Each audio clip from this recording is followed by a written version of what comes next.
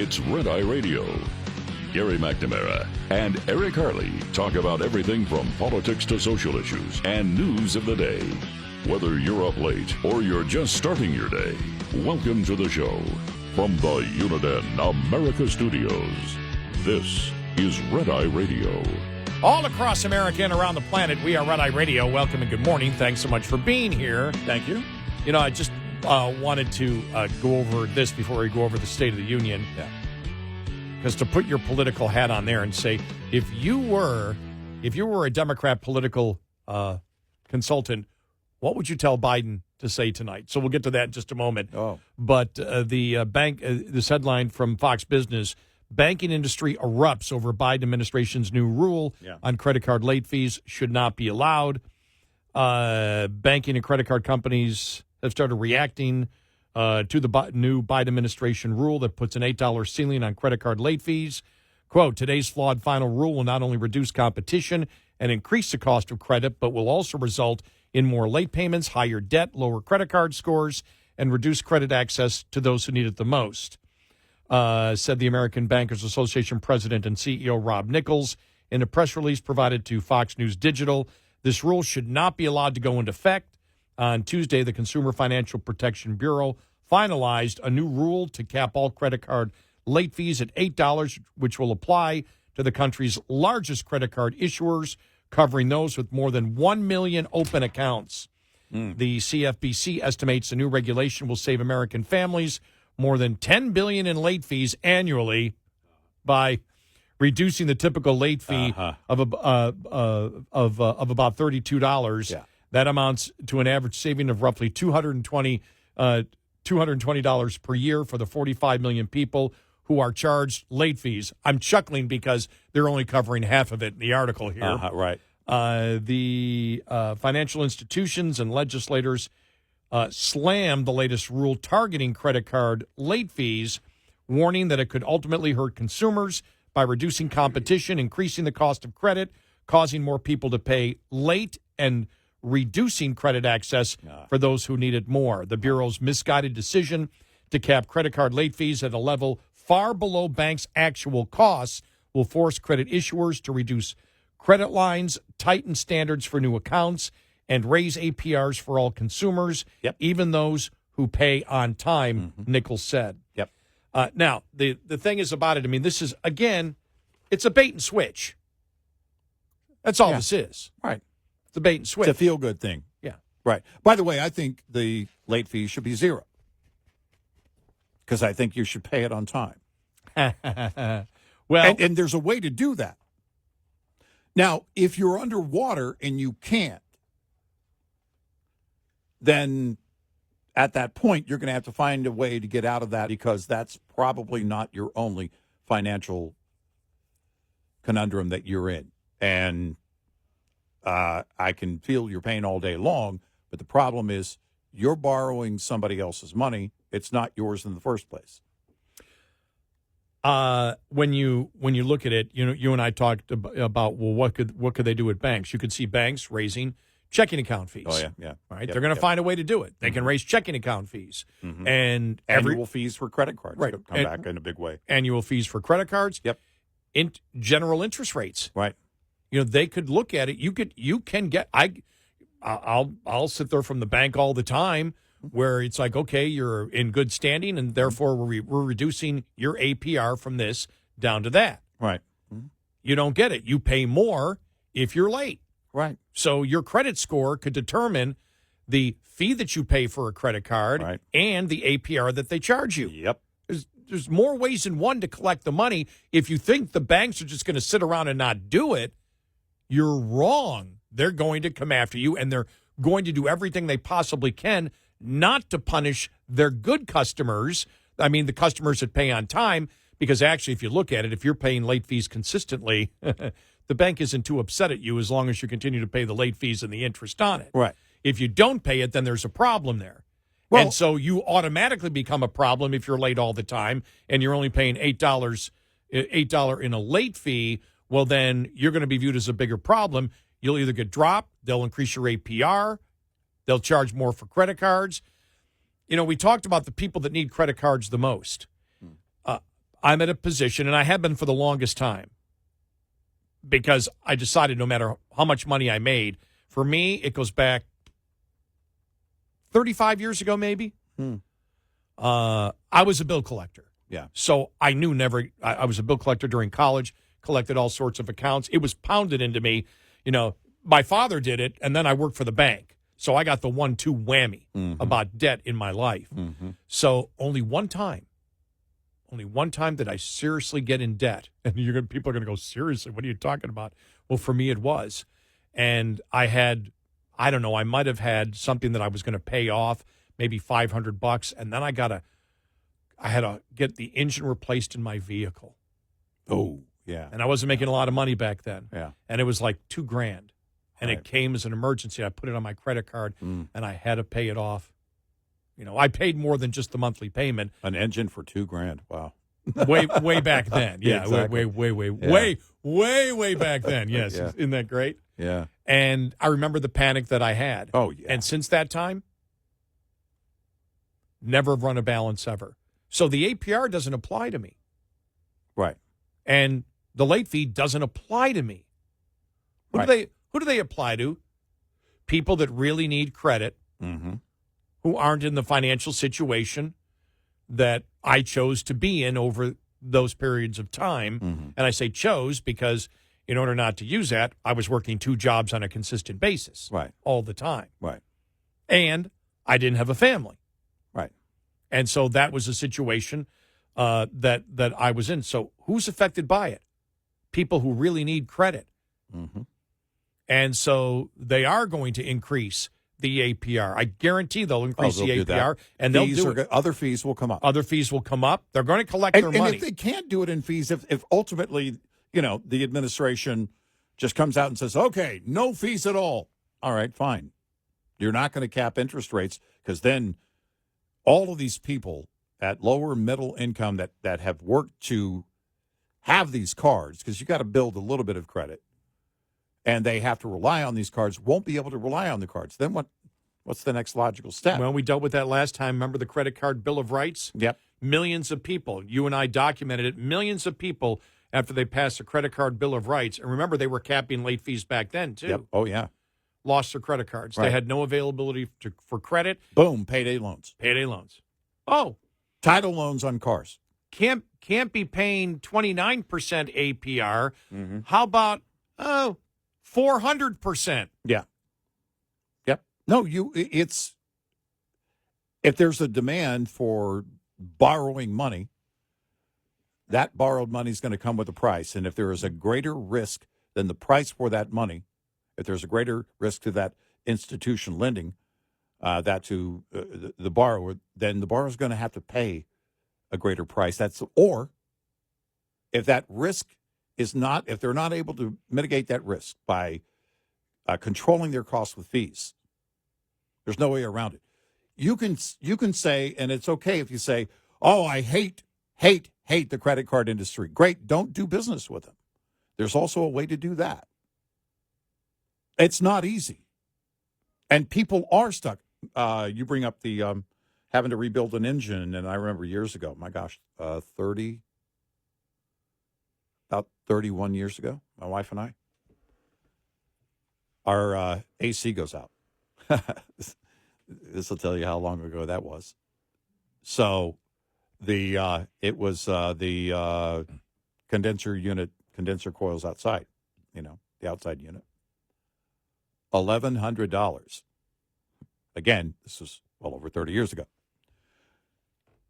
We were like, okay, well, we're going to have to do it. We had credit, and we used it. And the weight of that was like, oh, man, we were in a small town. We weren't making, what we're making now. And that weight has always stayed with me. Now, I borrowed hard money, too, for real estate deals. And I knew, all right, the clock is ticking, and it's on you. It's not on anybody else. And you have to pay your debts. And I understand how all of that works. But there are methods. If you hate doing business with these big, bad credit card companies, then don't do business with it. Don't. And you may one day get into a much better position where you go, I'm so glad I didn't do that, and on top of that, I'm still not going to because now I don't need to because I'm making a lot more money and I'm in a much better place. We all make choices, and by the way, we also all make bad choices. None of us are immune from making bad choices, and you get down or tough choices, however you want to phrase it. We've all been at that point where you've got to say, what am I willing to do here? What am I willing to risk? But if the government comes in and says, well, we're going to take out the risk, we're going to start taking out, which is what they did with the subprime lending and Fannie and Freddie. If we're going to start by the implied backing of two government-sponsored entities, Fannie and Freddie, or now we're going to limit these companies and we're not going to allow them to charge that, then there's going to be a response to it because you're saying, well, they can't charge you for that. They can't charge you for that. All right. Well, at some point, then certain people won't qualify for that credit. They won't get it. There are people that are willing to do it, that are saying, all right, I understand the interest is going to be tough, or I'm going to have to pay a fee here, but I got to wait until next payday or something so I can pay it then because I'm trying to, I'm trying to juggle all the plates right now. And right now with inflation, here's the thing. With inflation, here's the reaction from the credit card industry. It's going to be, well, we've got to be able to recoup these costs. So either they raise the interest rates or they start lowering the credit limits, the credit lines for individuals in a time when people are leaning on those credit lines harder. Well, I don't know if you remember a time, and I haven't got that in a while, probably a few years, where the bank would send you, say, look, we're sending you checks, but the checks are for the credit card. Mm-hmm. And if, you can consolidate all your bills into this credit card. Mm-hmm. Well, they used to do it. Now there's a minimum fee. Back 30 years ago, it was so competitive where they would allow you to transfer that balance without a fee.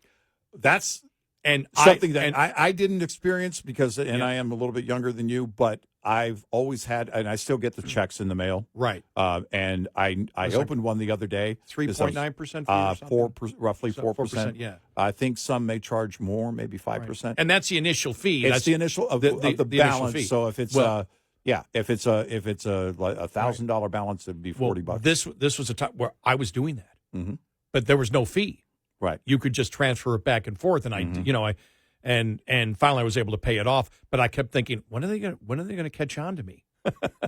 Well, because all of my offers are zero interest, except for the fee. Well, there's no other cost, but they had to pay off the balance. Right. So that was but at that time I remember doing it where they had no fee and a certain amount of time with no interest. Right. And so I actually did it, and the whole thing was to get you to have the credit card, mm-hmm. and my credit rating was still great. I mean, I had great credit rating, so they said, okay, we'll take a loss for a while on this because we'll have a forever customer based on their credit rating. Right. But when you look at it, it's another thing too, where if you're not going to charge, then this is, we talk about, we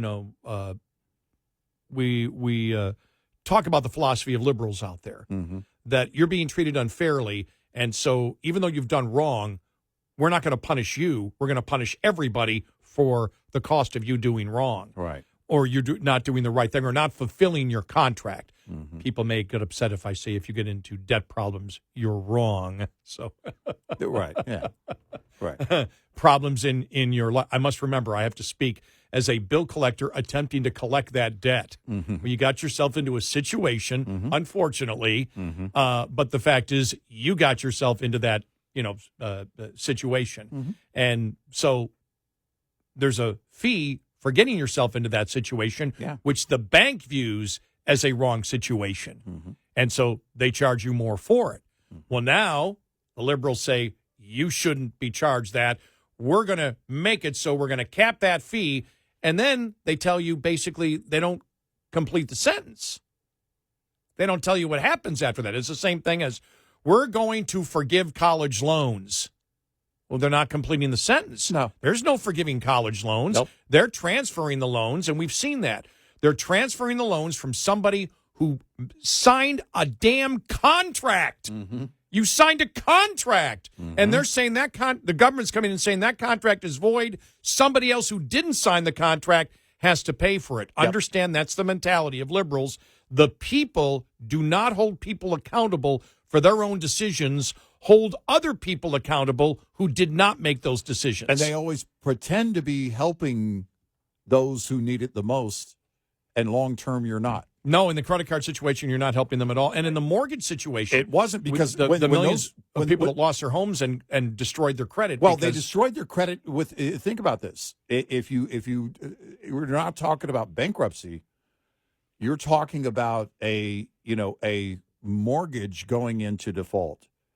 That's looked at with underwriters. They look at that very differently, and you've set up a situation that was bound to ruin the credit of millions of Americans who walked away from their loans because you made it too easy to walk away. Why? Because you didn't require them to have teeth in the game. Zero down. That was a big thing for a long time.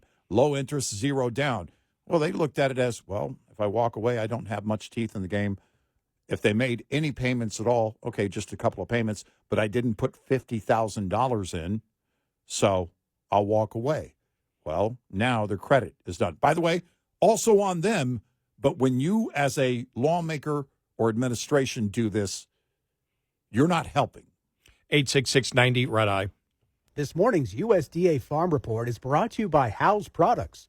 Tested, trusted, guaranteed since 1920. This time of year, there is all kind of speculation, scientific projection, and outright guessing on the subject of how much of what crops farmers will plant this spring. But this is our first opportunity to find out directly from the farmers, what do you expect to plant this season? Lance Honig with the USDA Statistics Service, which is right in the middle of surveying a lot of farmers on that subject. We reach out to just a little over 70,000 producers, roughly the first 2 weeks of March. Basically, we're asking them very specifically, crop by crop, how many acres do you expect to plant? Honig is also asking farmers to please reply to the survey by March 15th. Because from that point forward, we've got a lot of work to do to compile all those responses and all the data that comes along with a survey of 70,000 producers in time for release. USDA will release the prospective plantings report March 28th, noon Eastern Time. Gary Crawford for the U.S. Department of Agriculture. This report brought to you by Cenex Fuels and Lubes. We'll be right back with more Red Eye Radio with Eric Harley and Gary McNamara.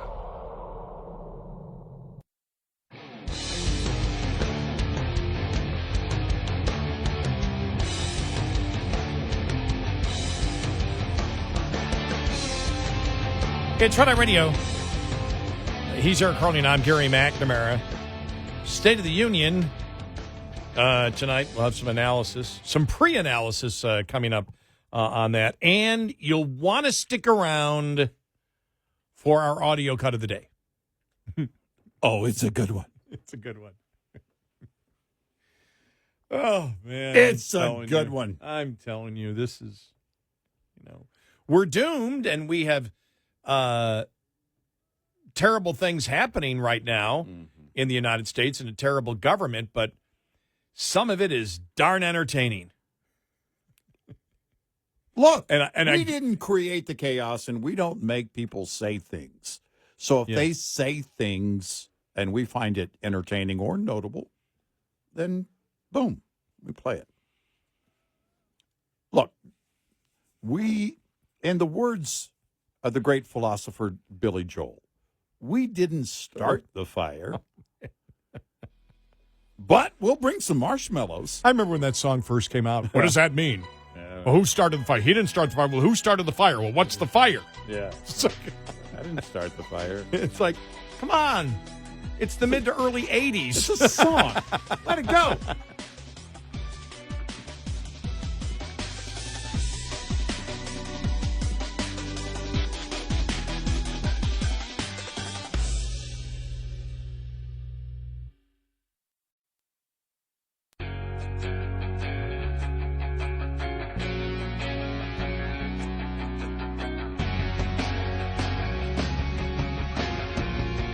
We have a line open. 1-866-90-RED-EYE. Red Eye Radio. And he's Eric Harley, and I'm Gary McNamara. Download our Red Eye Radio app today and listen when and where you want if you can't listen live overnight on one of our great radio stations. All right, you ready for our audio cut of the day? All right. Joe Scarborough yesterday. It's just great because we played an audio from him yesterday and just went, wow. Yeah. And that was nothing compared to this. Oh, no. His analysis of Joe Biden. Now, this is Joe Scarborough on the morning show on MSNBC. Right. With his wife, Mika. Yeah. But here he is, and man, he's tough. Oh. And he's telling it, you can't handle the truth. This is almost a you can't handle the truth moment. Yeah. And it's complete and total delusion. Here we go. But comparing that guy's mental state, I've said it for years now, he's cogent. But I undersold him when I said he was cogent. He's far beyond cogent. In fact, I think he's better than he's ever been. Intellectually, analytically, because he's been around for 50 years. And, you know, I don't know if people know this or not, Biden used to be a hothead. Sometimes that Irishman would get in front of the reasoning. Sometimes he would say things he didn't want to say. This is, and I don't really, you know what, I don't really care. Start your tape right now, because I'm about to tell you the truth. And F you if you can't handle the truth. This version of Biden, intellectually, analytically, is the best Biden ever. Not a close second. And I've known him for years. The Brzezinskis have known him for 50 years. And if Mika likes him, then I like him. And if Mika says he's the best Joe Biden ever, then he is. Let me hand in my man card. Mika, take my man card here. Whatever you wish, sweetie. Yes, dear. Yes, dear. Yes, dear. Yes, dear. My in-laws love Joe Biden. Therefore, I love Joe Biden. Right, honey? Oh, complete delusion. Wow. This, and he was so proud of himself. I know. And then the dare part, where the gaslighting is the dare part. Yeah. That if you can't see that this man is the most clear thinking, when he used that, what was the word he used? Cogent? Yeah. Which means very understandable and extremely clear thinking. Well, that's not Joe Biden. Everyone knows it. No, it's beyond that. Yeah. This guy is so intelligent, so articulate. It's like, you wouldn't know it because you're stupid. Right. You're stupid. And you can't handle the truth that Joe Biden is far beyond that of mortal men. Wow. Complete. And he really thought he was being the hero. Can I stop here? Start tape. Can I stop here for nobody's used tape in 40 years. Can I stop here for a second? I want whatever drug he's on. I don't. If it makes you like that, I want to stay away from it. Well, but if you can live in the delusional world and enjoy it, why not? I don't know. Is he enjoying it? Sounds like to me he's trapped in a horrible marriage. Well, he's following. It's just me. I'm in a great marriage. Doesn't sound like he is. Yes, dear. That yes, dear. Sounds yes, like, dear. Oh, if man. If Mika is delusional, I'm her husband, and I'm going to be delusional too. So here's I didn't used to be delusional when I was a Republican, but now I'm delusional because I married Mika, and the in-laws believe this Joe Biden is just unbelievably incredible. Well, that doesn't say a lot for the in-laws, does it? So, here's how the conversation the night before went at home. Honey, Joe says, yes, dear. I'm thinking you need to be the one to help the president. Okay. Yes, dear. I've written something for you. Yes, dear. Feel free to edit it. Don't take anything out of it. But yes, dear. And I'm thinking you should do it tomorrow morning. Oh, tomorrow's not good for me. Maybe it should be tomorrow. Okay, it'll be tomorrow. We'll do it.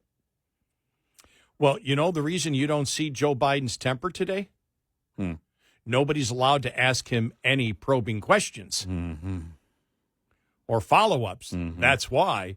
And since he goes all the way back 50 years, because he's been following for 50 years, that means Joe Scarborough was paying attention to Joe Biden when he was 10. Because he's 60. I am older than Scarborough. Yeah.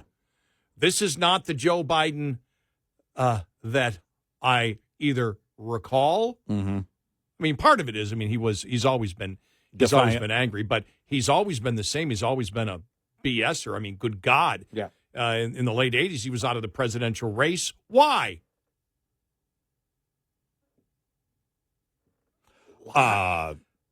Plagiarism. Yeah. So, I mean, just delusional.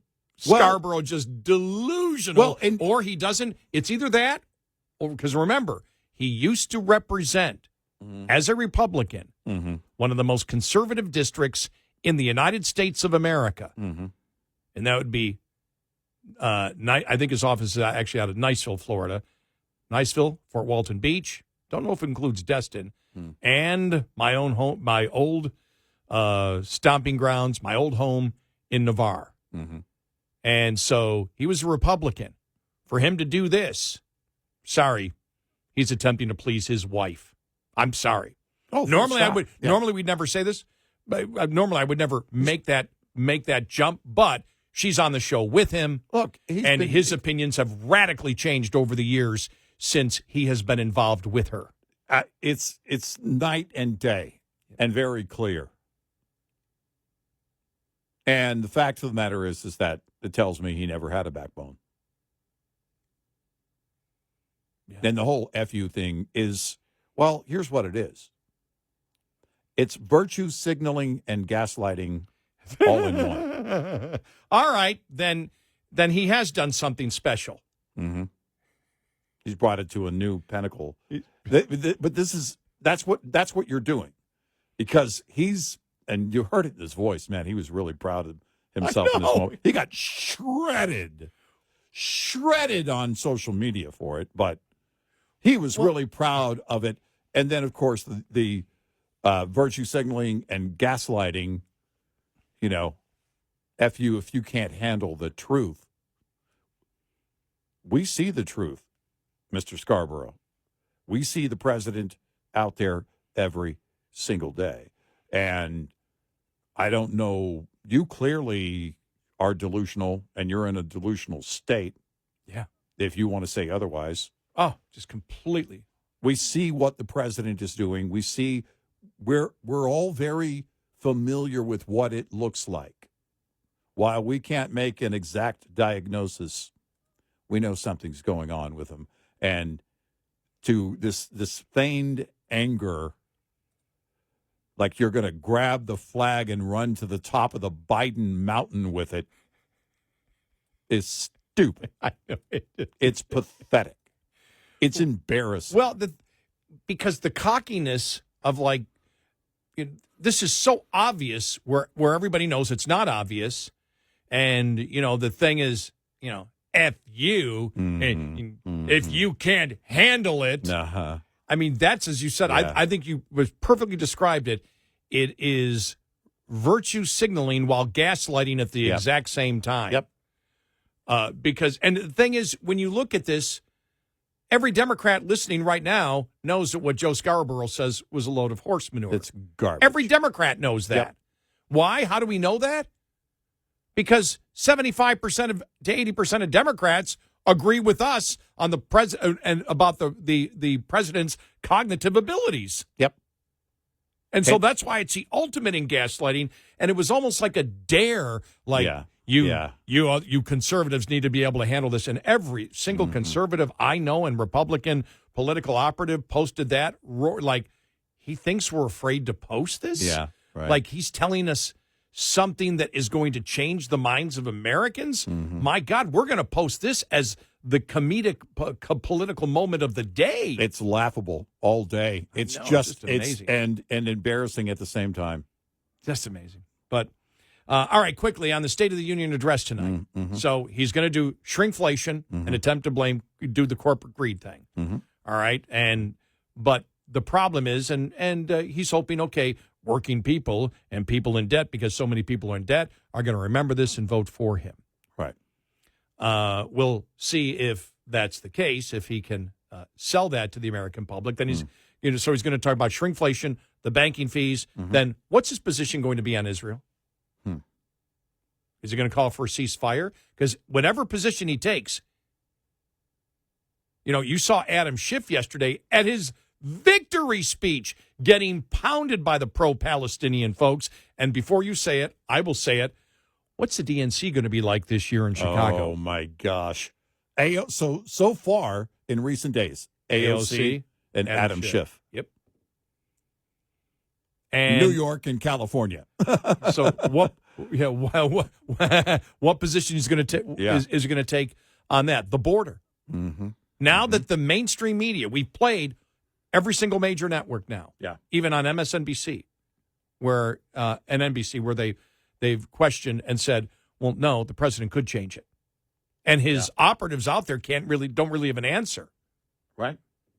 And the head of the DNC actually said, well, there's a ton of options that he can take, but every single major liberal network now has now said Joe Biden has the ability. One of their anchors have said in a questioning, Joe Biden has the ability to change what's happening at the border. So what's he going to do? Because we're being told now, yesterday by Karine Jean-Pierre, he's not going to do anything because it's up to the Republicans. Yep. So he's going to throw that out. That continues what America knows is a lie on the border. Right. Yep. Is he going to touch climate change and EVs? Climate change is a given. How far he goes with it, how do they bring? I don't know. How do they bring climate? How does he bring climate change? And then he's got to bring the two standard bearers over the last 30 years, which would be climate change and race. Yeah, right. How does he bring race into it? How does he attack the Republicans over race? I don't know. But it will happen. I'm sure. Pretty confident that will happen.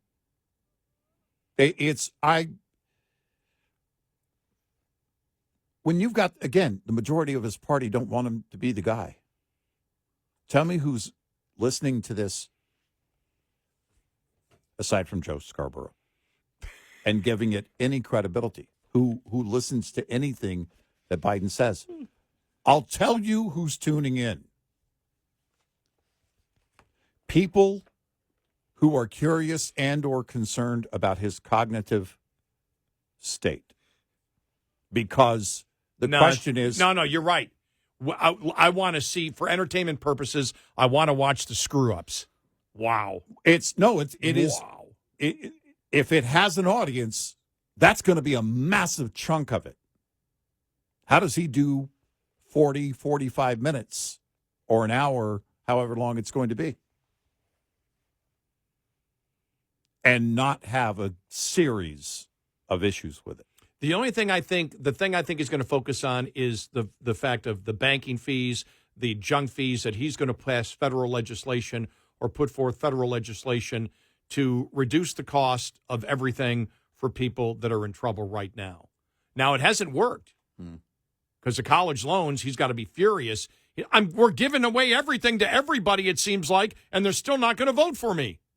Yeah. No, you're right. He has to be very frustrated at that. So I would expect that if they just have a grocery list of things, maybe that's a wrong term to use, grocery list with inflation, but just a whole list of things. Clinton did that one time. His hour and 20-minute one was just, we're going to give you this, give you this, give you this, give you this. I wonder if that's what it'll do. 866-90 Red Eye. Coming up, more with Gary McNamara and Eric Harley. It's Red Eye Radio.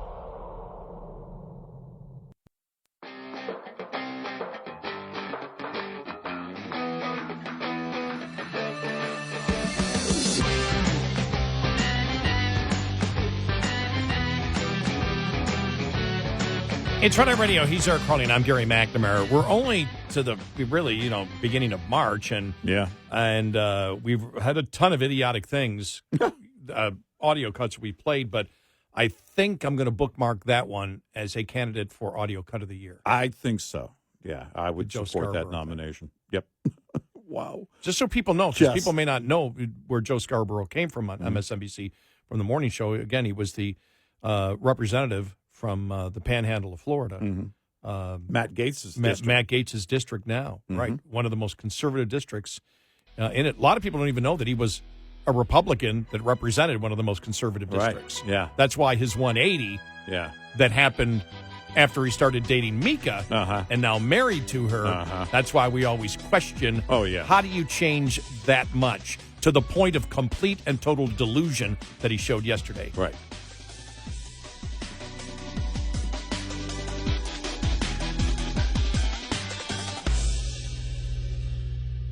This is Red Eye Radio on Westwood One.